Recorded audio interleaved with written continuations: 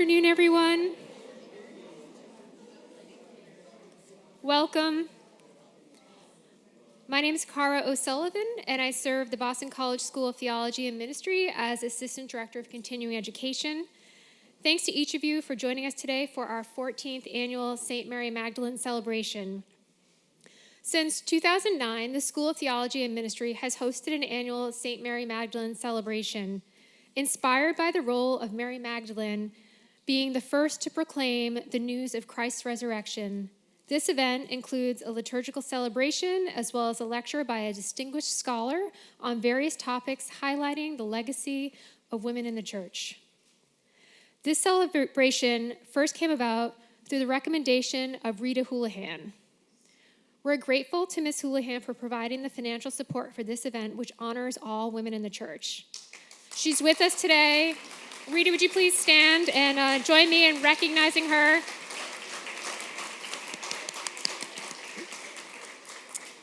We'd like to thank her for her inspiration and tremendous support. And speaking of Rita, you'll see on your tables and at the front some flyers. Rita had some Mary Magdalene artwork commissioned, and they've been made into a beautiful card series that looks like this. So if you're interested in getting your own set, if pick up a flyer or scan the QR code, you'll find information on that. And she also has some beautiful plaques, and there's also information on that same website. So be sure to check out that information either on your tables or at the front. As part of the mission of the School of Theology and Ministry, the continuing education program offers an array of enrichment opportunities to foster Christian faith and promote lifelong learning. We do this by offering presentations such as this one, as well as online courses, videos, and other resources for personal enrichment and professional development. Our summer STM Crossroads courses are underway. Our final 2 summer courses are Church of and for the Poor, which explores the biblical and theological roots of the church's commitment to the poor, and St. Mary Magdala, which explores the impact of her life on the ministry of women in the church, begin on August 2nd. There's still a few spots left in these courses, so if you're interested, there is time to enroll. Please visit our website, bc.edu/crossroads, for more information. We'll also include this link in the chat for our online audience. Thanks to our speaker for granting us permission to record today's lecture. As soon as the recording of today's presentation is available for viewing, likely within a month, we'll notify all registered participants of the availability of the recording. And at the end of the presentation, there will be an opportunity for conversation and Q&A. For those joining us virtually, please feel free to enter a question or comment into the Q&A tab at the bottom of your screen at any time during the presentation. We'll try to answer as many questions as possible. Finally, we are also able to offer live closed captioning for those joining us virtually. You'll notice a closed captioning button on the bottom of your screen to enable or disable the feature. You may also remove text to different areas of your screen if you wish. And now to today's lecture, Rereading Biblical Women. It is my pleasure to introduce our speaker. Dr. Jaime L. Waters is Associate Professor of Old Testament here at the Boston College School of Theology and Ministry. Before joining the STM faculty, Dr. Waters taught for 9 years in the Department of Catholic Studies at DePaul University. A native Philadelphian, she holds degrees from Boston College, Yale Divinity School, and Johns Hopkins University. Dr. Waters' teaching and research focus on women in Scripture, feminist and womanist approaches to Scripture, and ecological hermeneutics. She is the author of What Does the Bible Say About Animals? And Threshing Floors in Ancient Israel, Their Ritual and Symbolic Significance. And she's also currently writing 2 books, a feminist commentary on the book of Jeremiah and a book on methods of biblical interpretation. She's also been a contributor at America Magazine. A great supporter of STM continuing education, please join me in giving a warm welcome to Dr. Jaime Waters.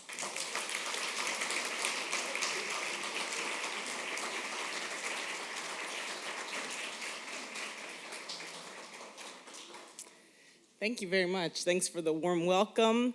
Thank you, Rita Houlihan, for sponsoring this event and for the continuing education team, Cara, James, Megan, the many graduate assistants who helped to make this all possible. And thanks to you all for being here in person and remotely. All right, that's a mouthful. Now I'll get started.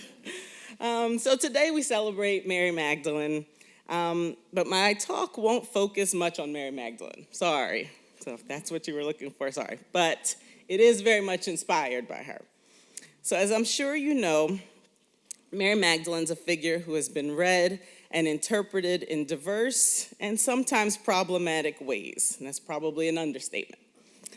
Scripture tells us little about her, which has enabled some interpreters to fill in the gaps, and sometimes in speculative and less than favorable ways, and sometimes just to eliminate her completely. And so this lecture is a part of trying to correct that wrong. Now, Brittany Wilson offers a list of some of the ways that Mary Magdalene has been interpreted, and I'll read it for you. It's pretty short. Apostle or prostitute? Witness to the resurrection or penitent whore? Prominent disciple or seductive temptress? Faithful follower or beloved wife? Over the centuries, a discernible trajectory can be traced in which Mary Magdalene begins as a principal witness and follower of Jesus, yet becomes known as a redeemed woman of ill repute. Now, Wilson notes that once interpreters turn their attention to the text, Mary Magdalene has taken her rightful place as an important figure in early Christianity. And this elevation of her solemnity to a feast is more evidence of that. And that interest, the interest in looking back at the text, is what's inspired my talk today, Rereading Biblical Women.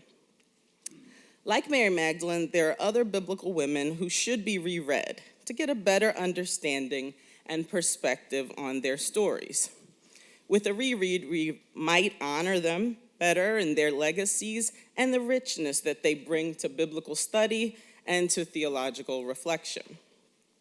Now today, I'll focus most of my remarks on two biblical women, the Samaritan woman at the well in John 4, and Hagar in Genesis 16 and 21. There are elements in both of these women's stories that are sometimes highlighted and overemphasized, while other elements are downplayed or glossed over. In my rereading, I'll try to draw our attention to elements that can enlighten and inspire us today and honor these important biblical women. My hope is that my approach will build on Mary Magdalene's legacy by elevating other women in the tradition. And at the end of the talk, I'll say a word about Jezebel, a bit of a cautionary note on some dangers of misinterpretations. Okay. I'll start with the woman at the well, whose story and interpretation share some similarities with Mary Magdalene, namely that she acts as an apostle who goes out to preach and to bring people to faith in Christ. And yet those aspects of her story are sometimes minimized or skipped over, while other elements, such as possible sexual impropriety, somehow get highlighted. And so we're going to adjust that today. Okay? All right. So here's a brief outline of the text. You'll notice during my talk, I'll occasionally have up on my screen some boxes that give kind of quick overviews of text. You'll also see a few artistic representations that I hope will give you something to reflect on as I'm speaking. I won't always address the boxes or the art, but it is for your reflection, and I hope it inspires you in some ways. You'll notice I've tried to select some diverse artists and media to show the range of ways that biblical tradition has inspired art. And I hope that helps you today. So the story of the Samaritan woman at the well occurs in the Gospel of John. The occurrence is described early in Jesus' ministry as he travels north from Jerusalem to Galilee. He stops along the way in Sychar and initiates a conversation with a Samaritan woman. Their differences are highlighted right away by the woman, who notes the potential problems of a Jewish man speaking with a Samaritan woman. Gender and ethnic differences are stated more than once in their exchange. And yet those differences do not stop Jesus from speaking openly with her and using the water of the well as a way to reveal theological insights about himself. Now, in their discussion, Jesus draws on Old Testament imagery of living water, which is found in the books of Jeremiah and Ezekiel, as an image of a God who sustains and provides for the livelihood of creation. Now, while their exchange begins with a very human feeling of thirst, and Jesus desires for his thirst to be quenched, the discussion shifts to a theological statement about Jesus' divinity. Jesus says to the woman, "If you knew the gift of God and who it is that is saying to you, 'Give me a drink,' you would have asked him, and he would have given you living water."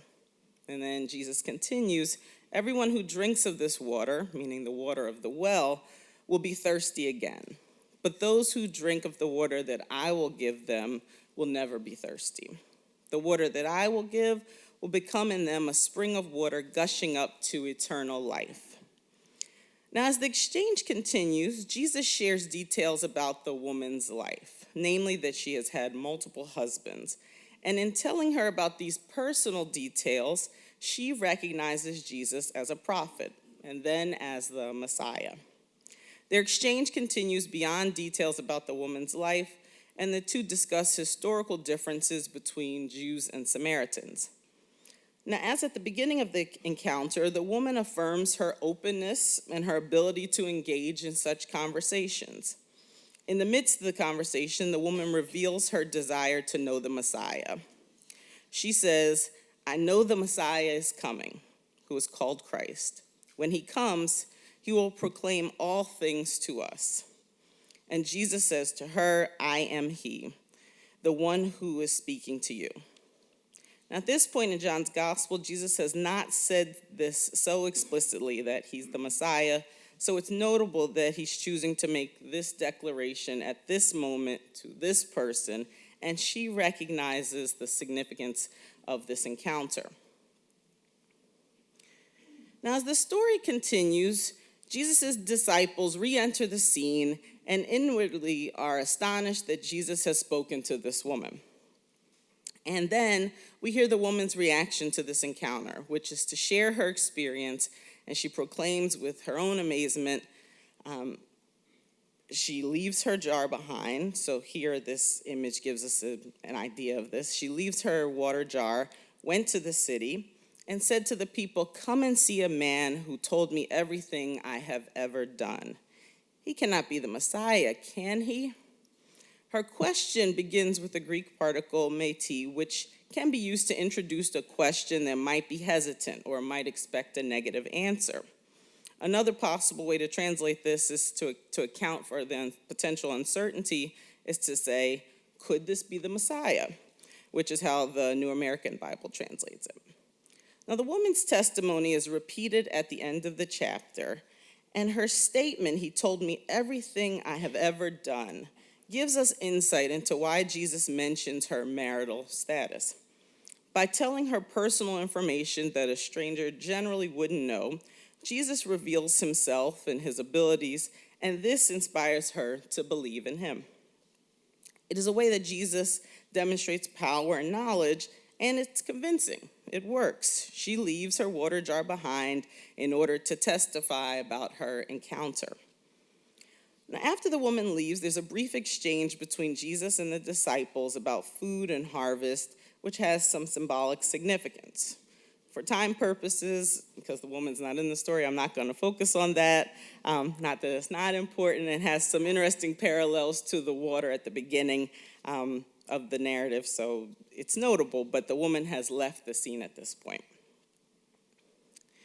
Now, when she emerges again in the narrative, it's in the context of that testimony. Many Samaritans from the city believed in him because of the woman's testimony. "He told me everything I have ever done." Now, in verse 39, we see the impact of her encounter. Not only has she come to believe in Jesus as the Christ, but she has told others in her community, and then they believe in him. And this verse gives us a statement on the impact of the Samaritan woman and on her proclamation. And keep verse 39 in mind. You're going to see this slide again, and we're going to revisit it. So I'll hold on to this image in this verse. Now, as the narrative ends, we hear from the Samaritans who came to believe. They request Jesus stay with them longer, noting that they found the woman's testimony compelling and that Jesus' own teaching and fellowship with them inspired belief. So when the Samaritans came to him, they asked him to stay with them, and he stayed there 2 days. And many more believed because of his word. They said to the woman, "It's no longer because of what you said that we believe, for we've heard for ourselves, and we know that this is truly the Savior of the world." Now, my initial reaction to this is, ouch. They didn't need to say that. That's a kind of a slight. It's not because of you. But then I say, okay, maybe there's another way we can think about this. We might reread it. But I think ouch is an okay first reaction.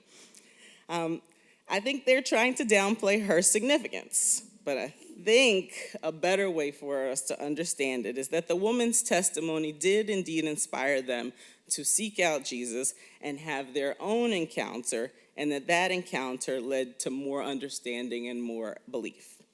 That's a little less ouch there. Now, in my rereading of the woman at the well, I've been intentional in highlighting the woman's openness and engagement in theological discussion with Jesus. I've also emphasized that her testimony inspires her community to believe. Now, what I emphasize reveals my own interests, and while I have my own motivations, they are rooted in what the text offers us. I've tried to direct our attention to the elements of the narrative that capture what the text is about: encountering Christ, being open to the gospel, and proclaiming it to others. That it's a woman who does this, that a woman who's a Samaritan woman, an outsider who has this encounter. It shows us a range of who is called to proclaim the gospel. Everyone and anyone is called to hear, to preach, and to inspire.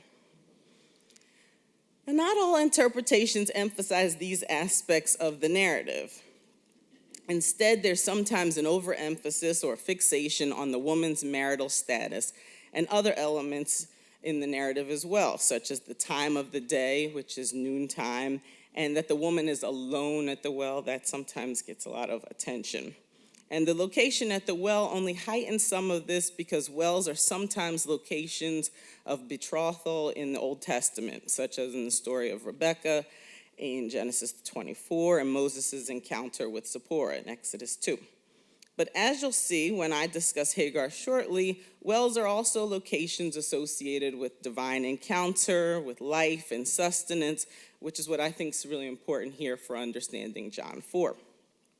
Now, the fixation on the woman's marital status unfortunately reflects a tendency of some interpreters to gravitate towards and show an overinterest in women's sexual activity or perceived sexual impropriety. Jamie Clark Soules gives a helpful summary of how the Samaritan woman has been interpreted, and it echoes the list that I read earlier about Mary Magdalene. The story of the Samaritan woman in John 4, verses 1 to 42, presents a challenge due to incorrect assumptions that people bring to the text. I've heard many a sermon, even from learned preachers, even some women, about this, quote, whore who was forgiven by Jesus for her loose living. This gives a wrong interpretation of the passage. The reader, focused on the woman's sexual history, also misses out on what the story is actually about: an exemplar of the faith whom the reader is supposed to imitate. Now, the interpreter's interests and biases shape many of these problematic readings. So, for instance, because the woman is alone at the beginning of the encounter, this has been read as a sign that she's somehow ostracized from her community. Or maybe she's just alone. Maybe that's a possibility. Yeah. Maybe she just went by herself. Or maybe even for literary purposes, she needs to be alone for this encounter to have this intimacy, to have this one-on-one encounter. She can't be with a group. So also the text speaks of multiple husbands and is used to show that she is to be interpreted as a sinner who needs to be forgiven, although Jesus doesn't condemn or forgive her in this encounter. When she says that she doesn't have a husband, some interpreters have read her as trying to entice Jesus to be her husband. Again, the setting at the well only buttresses that, since the wells are places of engagement sometimes. Another negative take on the woman is in her statement asking, could Jesus be the Messiah? This question in particular has been emphasized to show a lack of faith rather than that she had faith. And each of these emphases draws attention away from what does seem to be at the heart of this encounter and serves to besmirch this woman's character. Now, the encounter between the woman and Jesus includes two extended theological conversations, and the second ends with Jesus making one of his I am statements in which he reveals himself to this woman as the Messiah, and then she proclaims his significance to others, successfully preaching and drawing people into faith. And I said I'd go back to verse 39, so here we go. And here's a note on downplaying or even eliminating key details in the text. So every 3 years, we hear John 4 proclaimed on the third Sunday of Lent during the Year A cycle of readings. And sometimes there are long and short options in the lectionary. And for this text, there's two options. Now, I recommend reading the long option. You get the fullest version of the text. Though there could be some problems with that because sometimes the full version allows people to devote additional attention to the husbands. But the short option, which is verses 5 through 15, so the discussion of living water, 19b through 26, which does skip over the multiple husbands comment, which could be beneficial. It could help detract from certain ideas and homilies about marriage. And her marital history. But the short option includes the declaration of Jesus as the Messiah, but then skips over the latter part of the verse where the woman's testimony is said to compel others. And then it picks up in verses 40 through 42. And so this is a slight. This is what I'd call a slight. This is troubling and a good reason to proclaim the full text.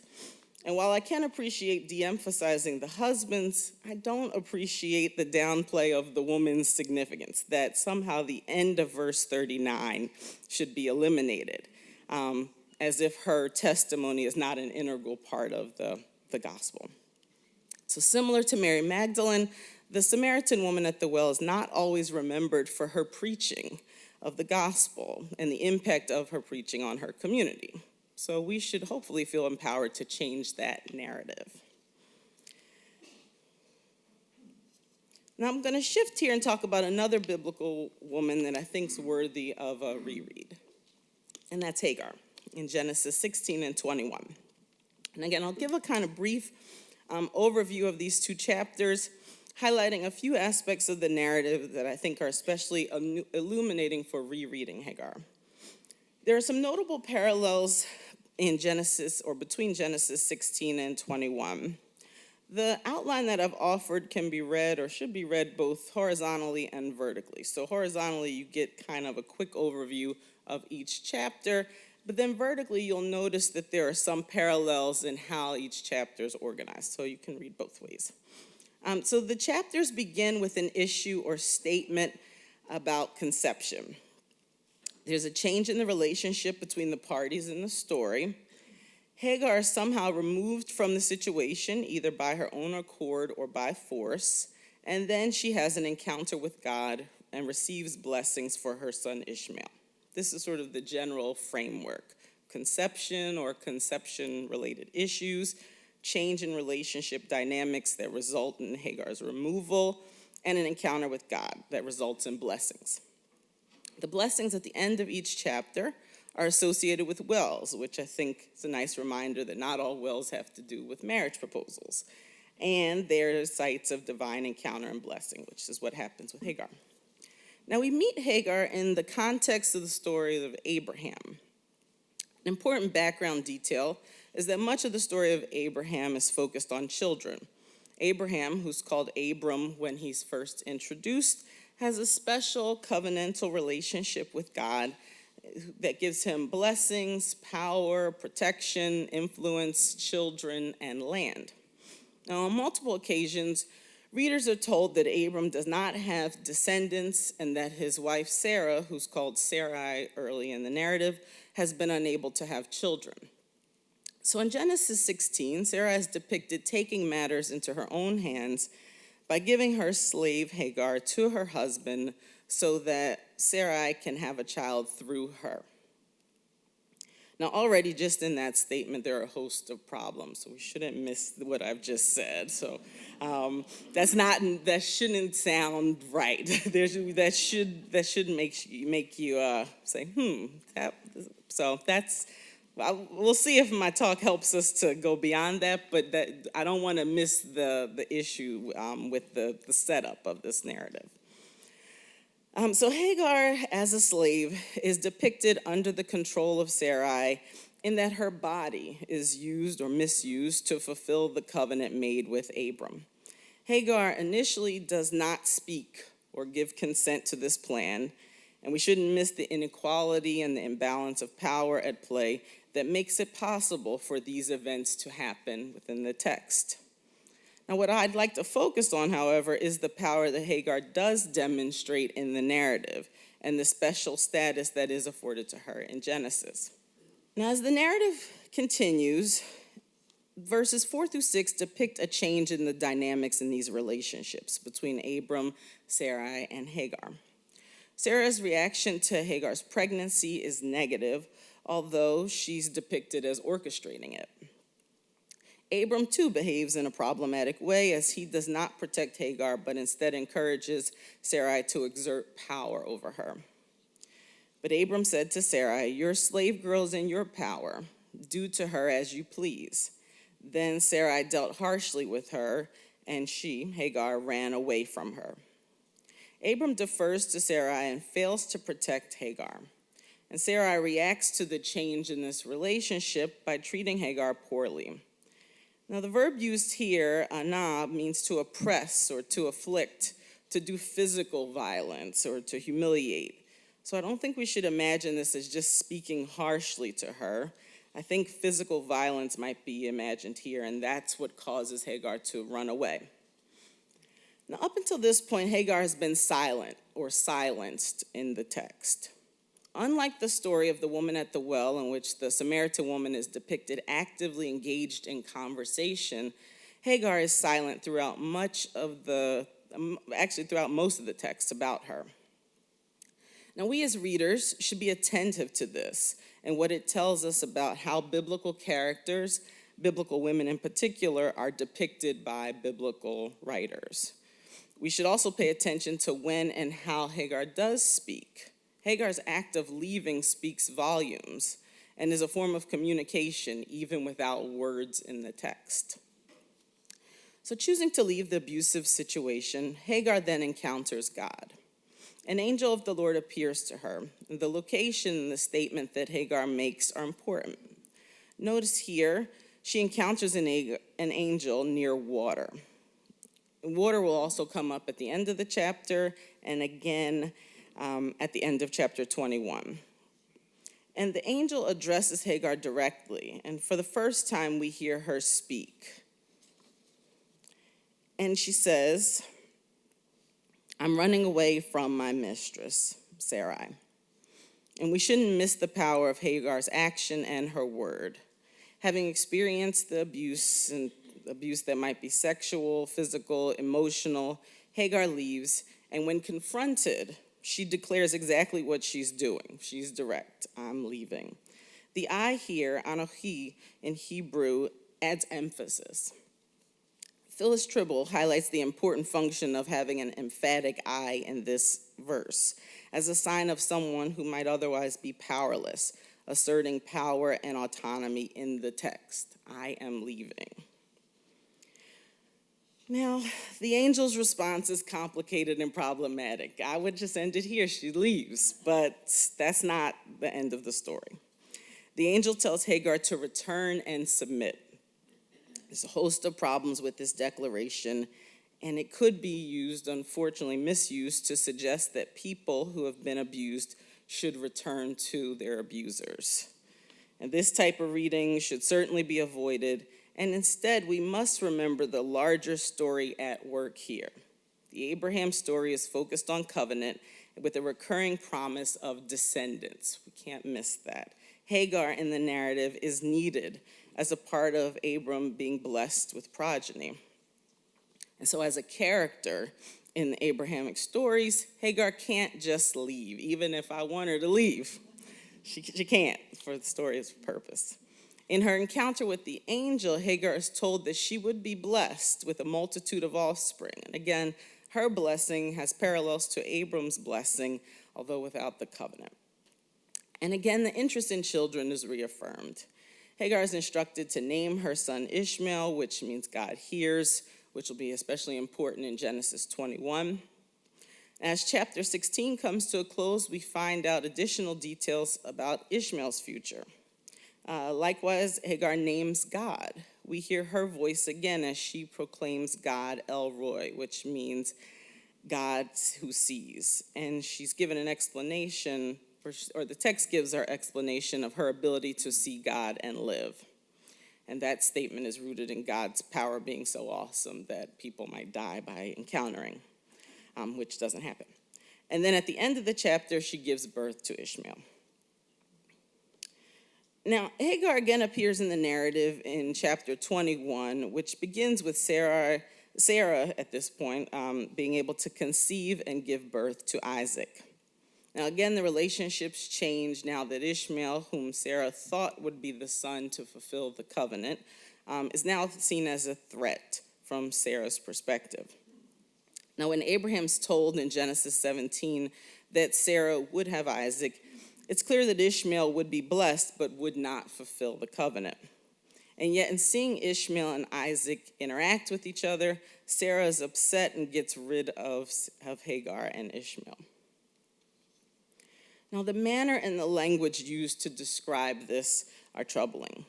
Cast out this slave woman with her son, for the son of this slave woman shall not inherit along with my son Isaac.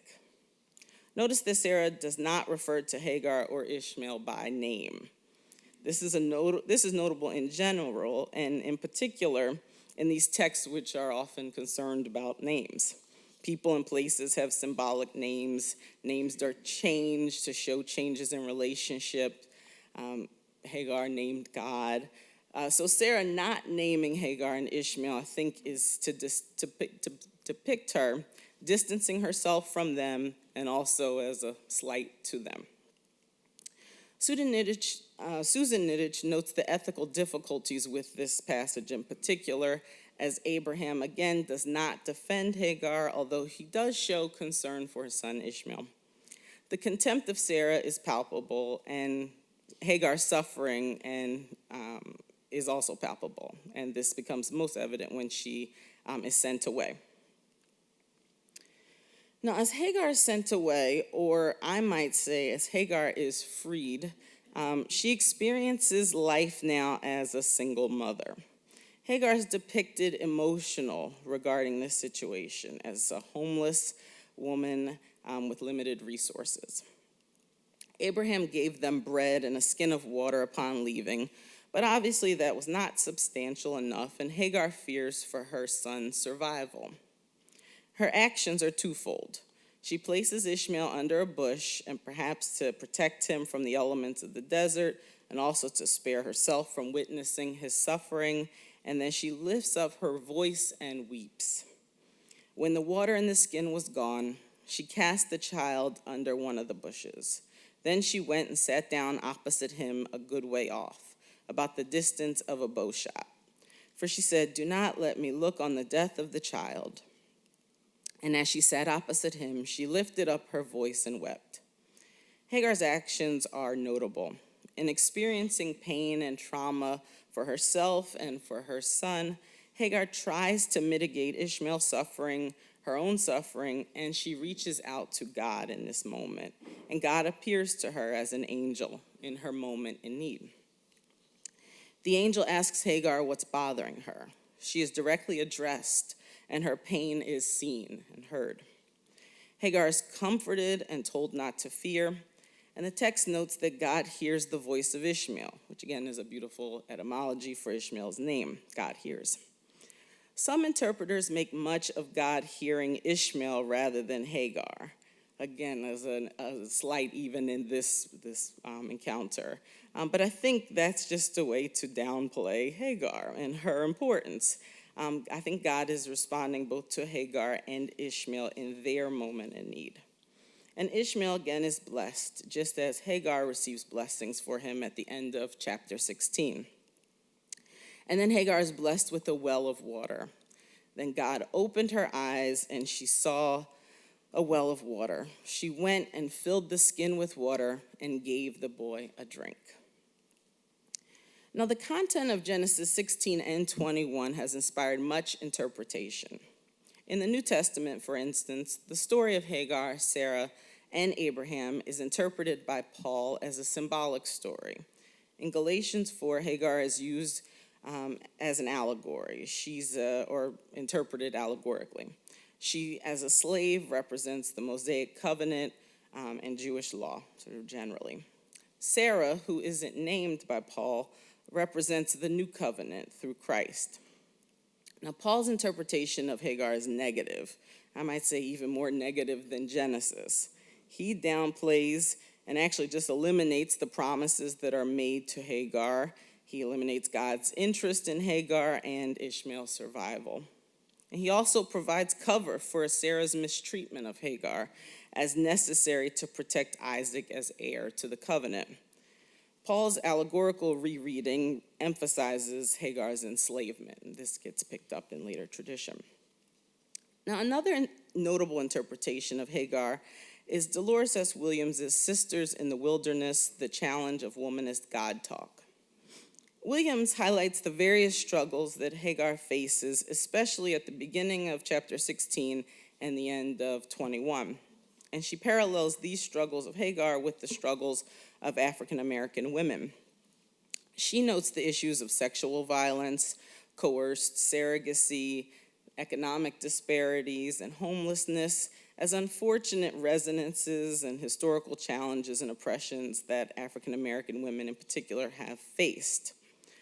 Williams powerfully notes a myriad of issues about Hagar's quality of life, but she also highlights the hope and resilience of Hagar and African American women, especially in encountering and calling out to God in the midst of struggle.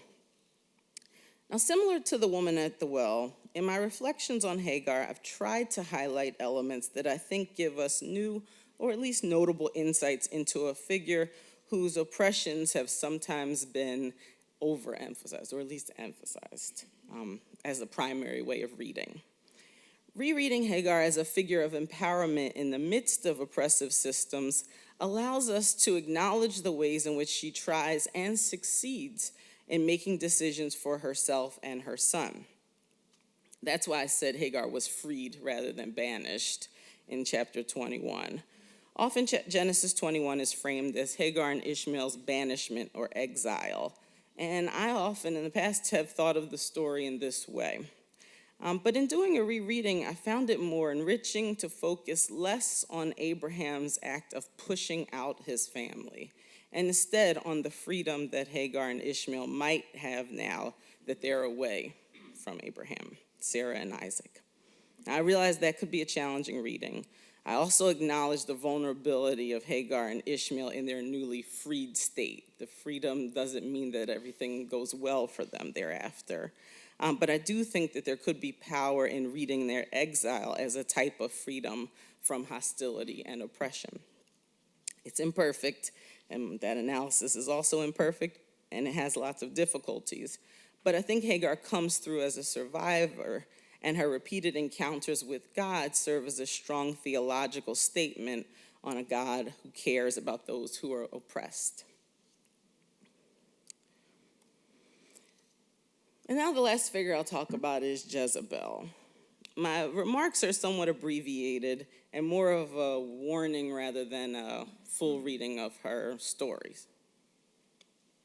Now, unlike the woman at the well and Hagar, I have no images of Jezebel to share. That's intentional. It's not that I ran out of time. I couldn't find any. There's plenty. It's intentional that I haven't included any, and I'll say more on that shortly. Now, here are a few quick notes on Jezebel. The biblical writers are not a fan. That's probably an understatement. She's the worst of the worst. She's bad news. They don't have anything good to say about her. Nearly everything about Jezebel is negative, and the overemphasis on that negative made her name an easy choice to represent negative attributes. She's the daughter, this is a little bit about what the text gives us. She's the daughter of a Phoenician king who marries Ahab, the king of Israel. And though she's a princess and a queen, the biblical text doesn't use those terms for her, which might be an intentional slight. I feel like intentional slight has become the recurring theme of this. Now that I'm reading this aloud, I'm hearing myself say it, but I think that's what's happening. Her power and her influence are noted on multiple occasions in the text, and she certainly acts as a powerful queen, even if she isn't given the title. Now, some highlights and accomplishments of her reign, and I guess I use the word accomplishments carefully and loosely.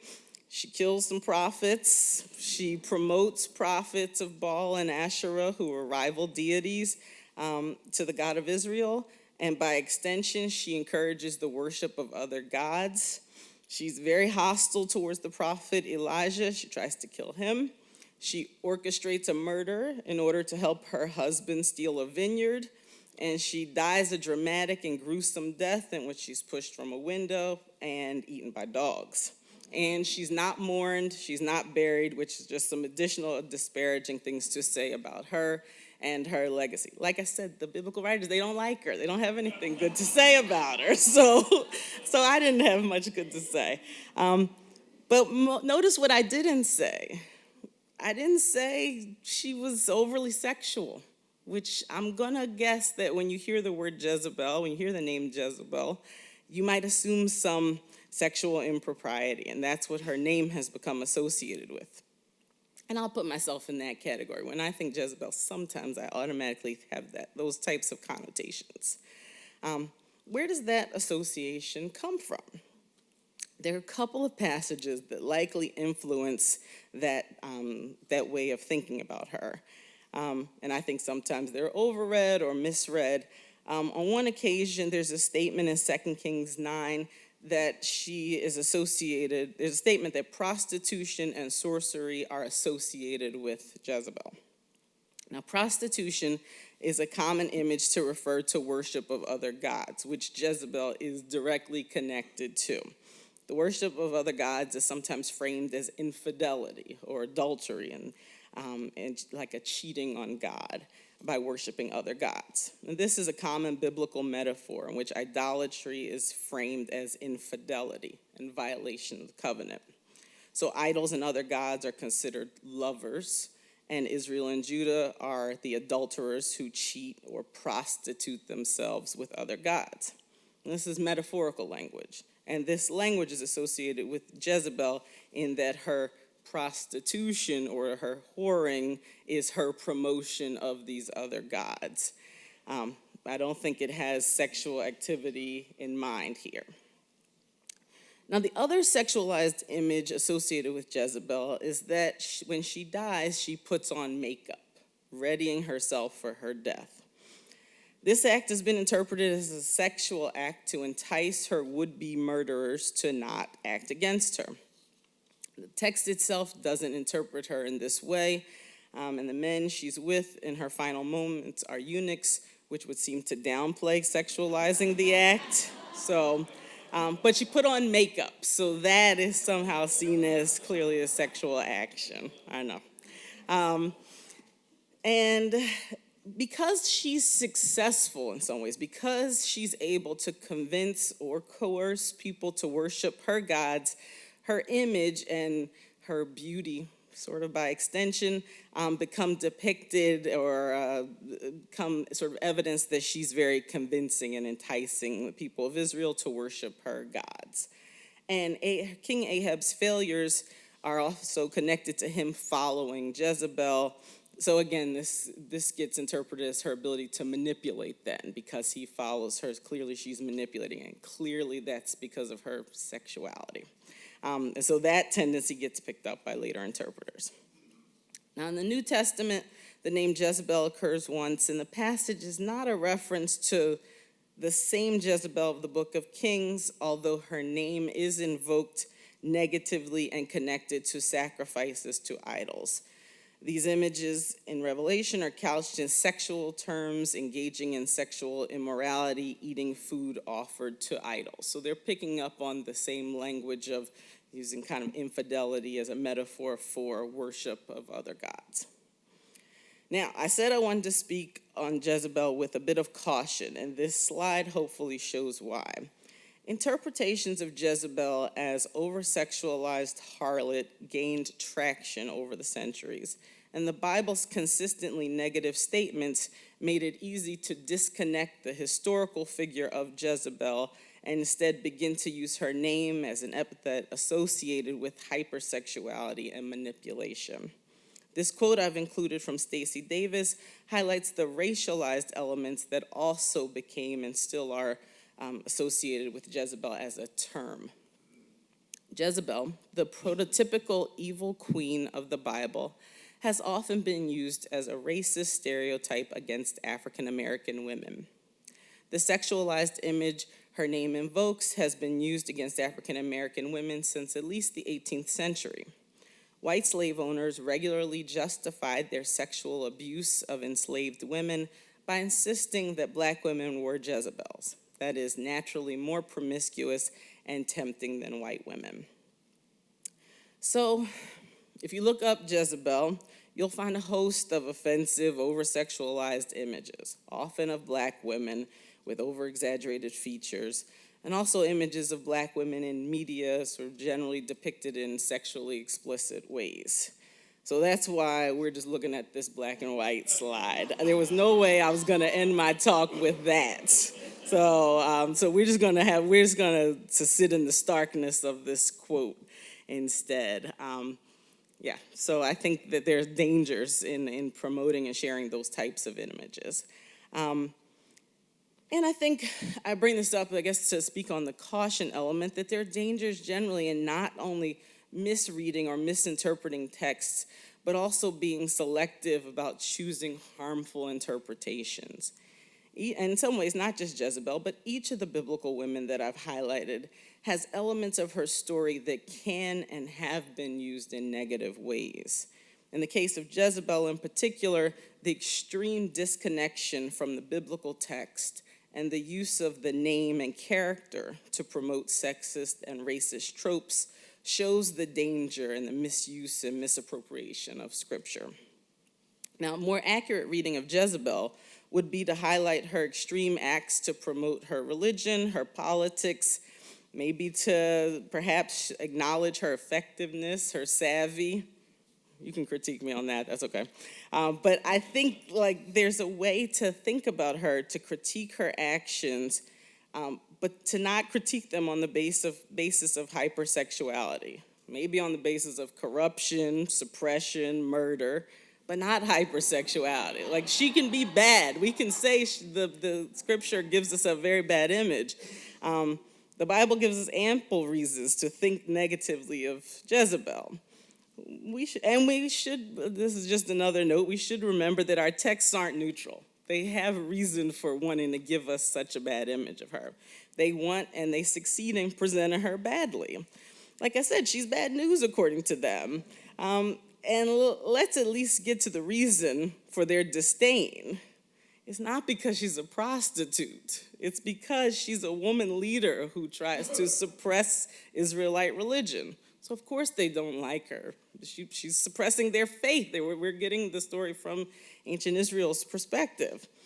Now, if I wanted to offer a more positive reading of Jezebel, I should note that the biblical writers, I'll say my positive reading, the biblical writers would not agree with me, so that's okay. But here's a positive reading on Jezebel.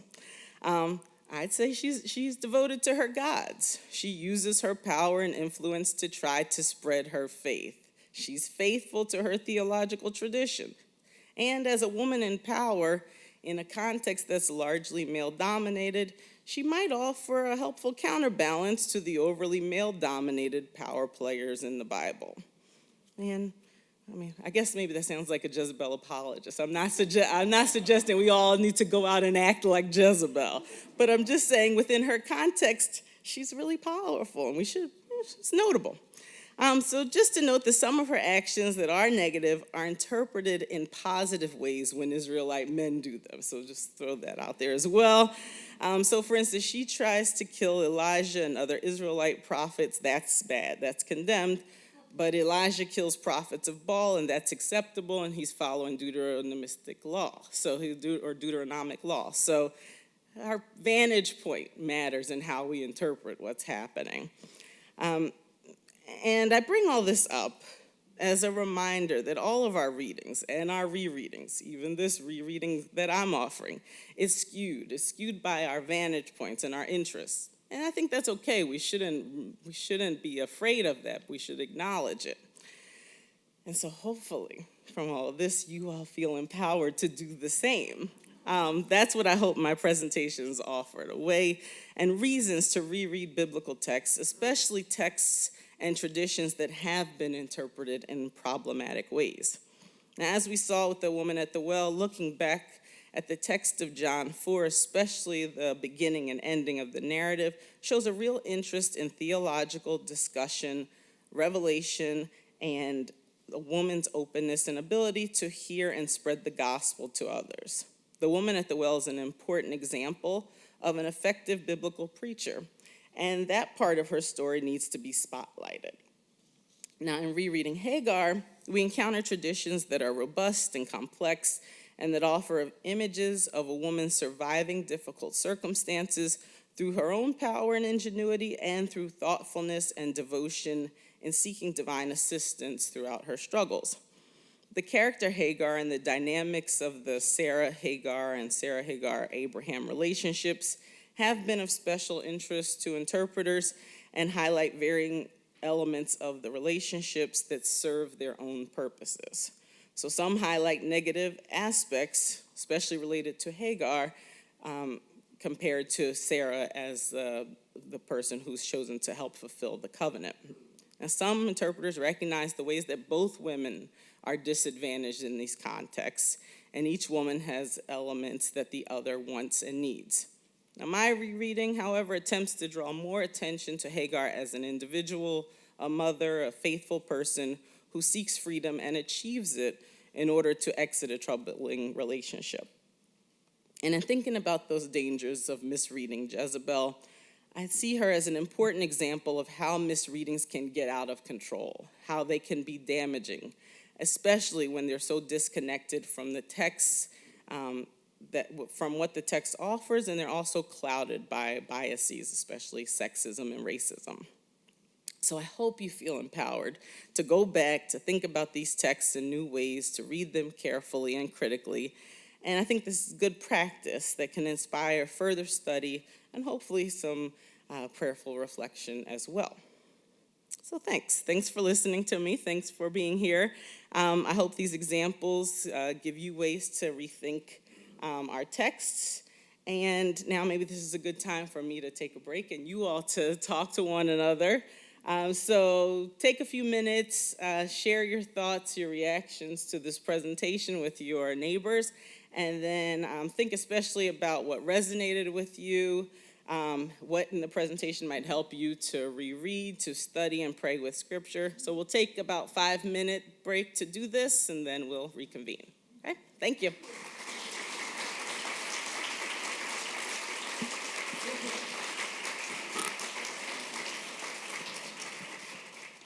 Okay, so we have a few questions here that are kind of similar, so I'm going to lump them together in a way. So in the story of the Samaritan woman, there's some question if there isn't potentially some other meaning behind the specific thing of there being 5 husbands. Somebody asked if maybe there was like a leveret that was practiced among the Samaritans, or if maybe they're symbolic for some idolatrous gods or something like that. Do you have any comment on what other meaning might be there? Sure. So I think the husbands have been interpreted in a couple of different ways. One reading is to see them potentially as representing 5 leaders of Samaria. Another option could be to see them as not that she's just had lots of marriages and divorces in the way we might think of that today, but this leveret practice of if her, say, a first husband passes away, his next of kin, typically his brother, would be required to marry her, so that could account for these multiple husbands. And so that's a way of reading it, to definitely not see it as a critique, but actually just as a part of the practice. And so I think those are creative ways to read it. I don't think that's necessarily a bad way to try to explain it, and it's kind of the further correct sort of reading that would just say, look, she's bad for having all these husbands. Actually, no, it might be within the standard expected religious practice. I guess my only concern would be, I guess in my analysis, I've tried in some ways to care a little less about those 5 husbands altogether, but I think it is good to try to come up with ways to sort of understand what the text might be doing there. Yeah. Thank you. Comments, questions, feedback, just raise your hand.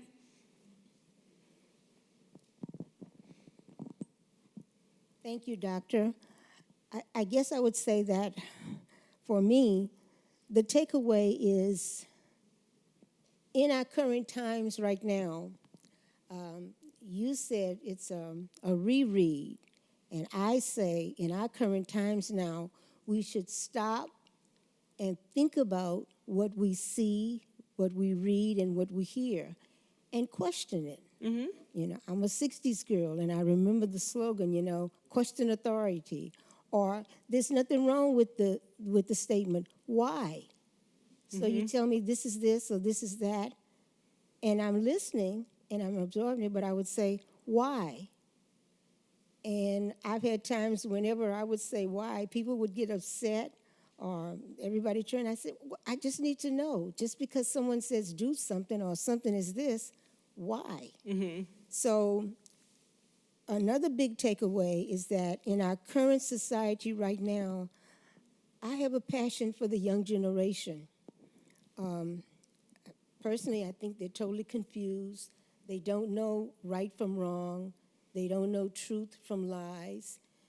And some of us are part of that. And one of the main things is the media and who they associate with. With my grandson and my nieces and nephew, whenever they're watching TV with me or something comes in the paper, and I'll say, what do you think about that? And I feed it. And I say, well, why do you think like that? And so this has been very helpful for me. Yeah. Thank you. I appreciate that. I think you're right on.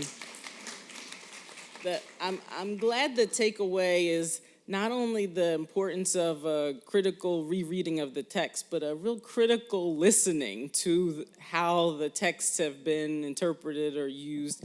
And I think you're absolutely right that this really calls for all of us to be hearers and not just assume that, well, if someone says it, and I think especially in people in positions of power and authority, because you've heard one particular way of understanding a text, you might just go along with it because someone said so. And I think you're right that it really pushes us to really listen critically. Yeah, thank you. Please. So first, thank you so much, Dr. Waters. It's really an honor to hear you speak. I was very touched, and I was thinking of all the kids in your classes and how you probably keep them very entertained as well as informed. Oh, thanks. So there's a few in the room. Here's hoping. And I am definitely going to be recommending your lecture to all of my nieces and nephews and all my friends. What I want to thank you so much from the bottom of my heart is pointing out the omission in the Samaritan woman story. And I'm going to beg everyone here, read the omitted texts. And we're hoping to start a new project called Hidden Sisters that hasn't launched yet. But the texts that are sliced out sometimes have the most important information about women. Pua and Shifra, sliced right out, saved all the boys. You would think that would be important, sliced out. Phoebe, the deacon, sliced out of a Saturday reading. I don't want to go on. But the Samaritan woman has been so close to my heart, and I was raised in a parish where we had an Irish Monsignor, and all he talked about were her divorces. I was 16 years Catholic school. I was 50 years old when I realized that she was a preacher.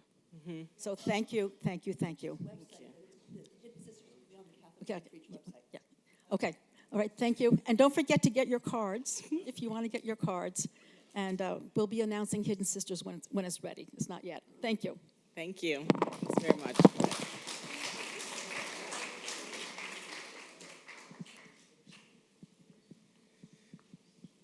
Thanks. Dr. Waters, I was fascinated, and I circled it, when you talked about the Samaritan woman and Jesus having a theological discussion. And I'm a high school teacher, and I can't wait to get back and use this language. And I'm wondering, when did you come up with that? Because it brings such more of a respect to any kind of dialogue that Jesus has with anyone in the Bible. So thank you. Thank you. I appreciate that. Yeah, I think actually this is the great benefit of being a professor, that my students, having opportunities to engage in conversation with my students, if I don't say it enough, especially since some of my students are here, I'll say it. The learning goes both ways. So like I find new things and new ways to speak about the text by having the opportunity to talk to engaged students who care about the text. And they give me ideas and insights, and they push me to rethink how I'd prepare, how I set up the material. So I'd really lean into my teaching as a way. I don't know if I remember a moment when I started thinking about it as theological conversation, but I'd say it probably had to do with my classroom experience. Yeah.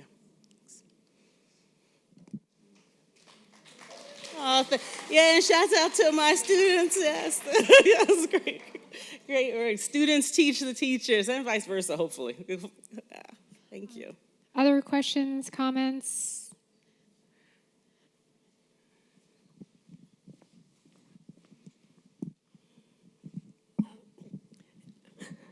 Dr. Waters, I appreciate your talk so much, and I'm really wondering, even given the fact that people thought of things differently millennia ago, I have a totally different attitude toward Abraham and Sarah right now than I ever had before. And I don't know really what to do with that. Yeah. Yeah, of all the points of my talk, the treatment on Abraham and Sarah caused me the most sort of concern.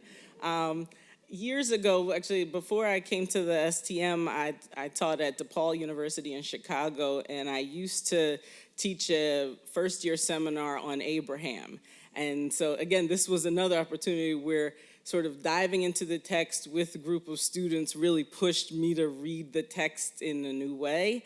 And I struggle because the point of the Abraham course, just like the point of this lecture, isn't to say, we should all hate Abraham. He's terrible. Go Hagar. I mean, though you can keep the go Hagar part, but my goal wasn't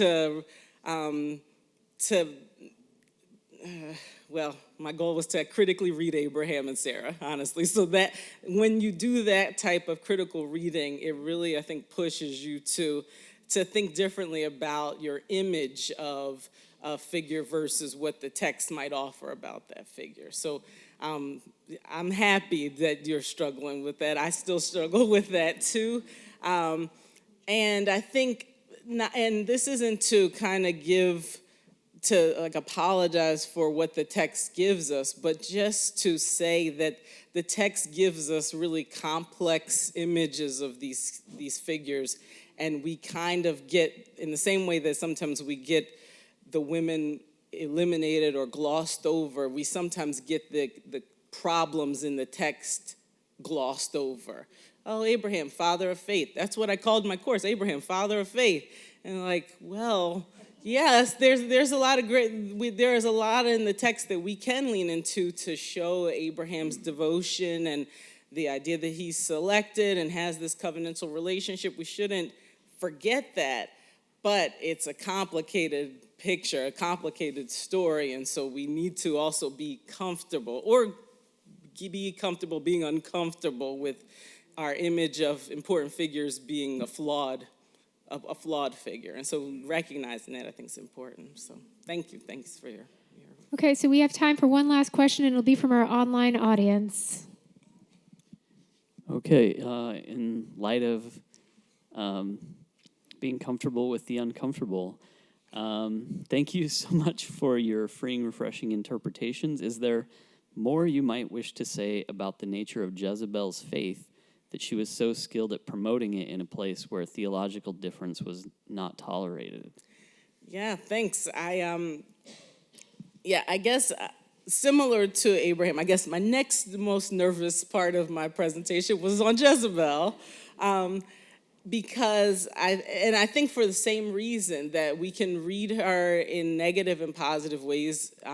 Well, actually, probably more negative if we just read what the text offers. But I think that if we take a step back and think about the context in which Jezebel is supposed to be living and ruling, I think it does give us a way to be a little bit more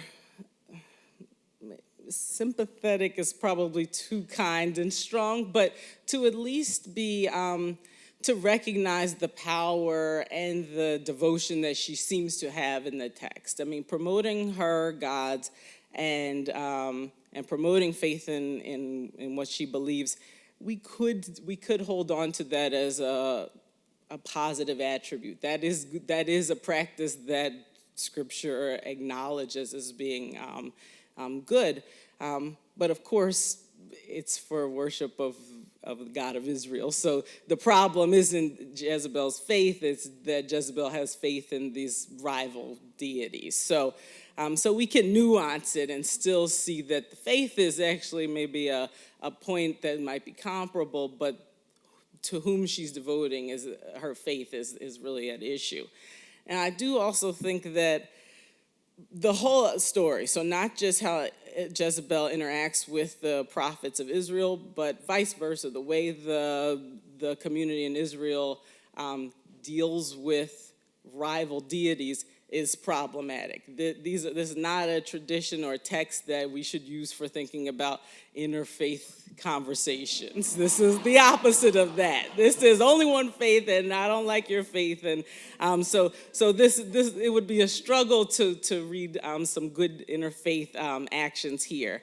But that's okay. We don't have to read it for that purpose. If we want to read it for a biblical example that in some ways gives us a different image of a woman in power, giving us a detailed accounts of her effectiveness, even if it's effective in ways that the text writers don't like. I think that's at least worthy of exploration and careful, nuanced interpretation. So, thanks. All right, everyone, please join me in thanking Dr. Waters. Thank you.